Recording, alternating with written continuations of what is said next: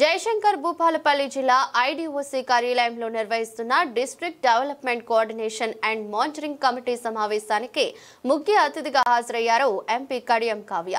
కేంద్ర ప్రభుత్వం అమలు చేస్తున్న ప్రభుత్వ పథకాల అమలు తీరును వివిధ శాఖల ఉన్నత అధికారులను అడిగి తెలుసుకున్నారు. కార్యక్రమంలో MLA Gantra Satyanarayana Rao, collector Rahul Sharma, Kataram sub collector Mayank Singh, additional కలెక్టర్లు అశోక్ కుమార్, విజయలక్ష్మి, వివిధ శాఖల ఉన్నతాధికారులు పాల్గొన్నారు.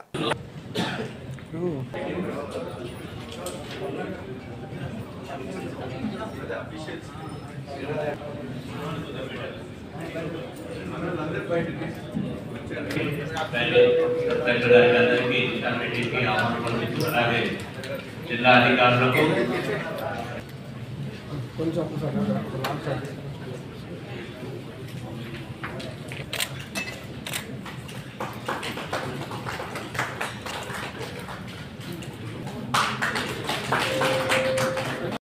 అభియాన్ కింద మనం 158 క్వశ్చన్ కిట్స్ అంటే వాళ్ళ న్యూట్రిషన్ సప్లిమెంట్ కోసం ఈ పాజిటివ్ కేసెస్ ఎవ్రీ మంత్ ఇస్తున్నాం మేడం.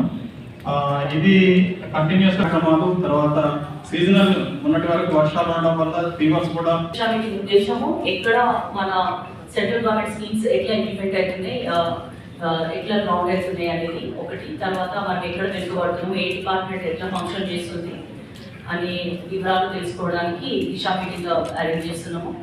మీరు ఇప్పుడు మాకు నెక్స్ట్ పార్లమెంట్ సెషన్ కూడా స్టార్ట్ అవుతుంది కాబట్టి మీ దగ్గర ఏమైనా గ్రీవెన్సెస్ ఉన్నాయి, లేకపోతే ఎక్కడైనా స్కీమ్స్ ఆగుతున్నాయి, మనకి అంతకుముందు ఉన్న స్కీమ్ ఆగిపోయి ఇప్పుడు రివైవ్ అవ్వలేదు, లేదా డిఏ అయింది, ఫండ్స్ రాలేదు, ఇట్లాంటి ఏం కంప్లైంట్స్ ఉన్నా కూడా మీరు ఫ్రీగా ఓపెన్గా మాకు రిప్రజెంటేషన్ లాగా ఇస్తే డెఫినెట్గా దాన్ని ఫాలో అప్ చేసుకొని ముందుకు తీసుకెళ్తాం. భూపాలపల్లిలో చాలా రిసోర్సెస్ ఉన్నాయి, మైనింగ్ కానీ, తర్వాత ఇప్పుడు కొత్తగా హాస్పిటల్, మెడికల్ కాలేజ్, ఒక ఎడ్యుకేషనల్ హబ్గా కూడా డెవలప్ అవుతుంది భూపాలపల్లి.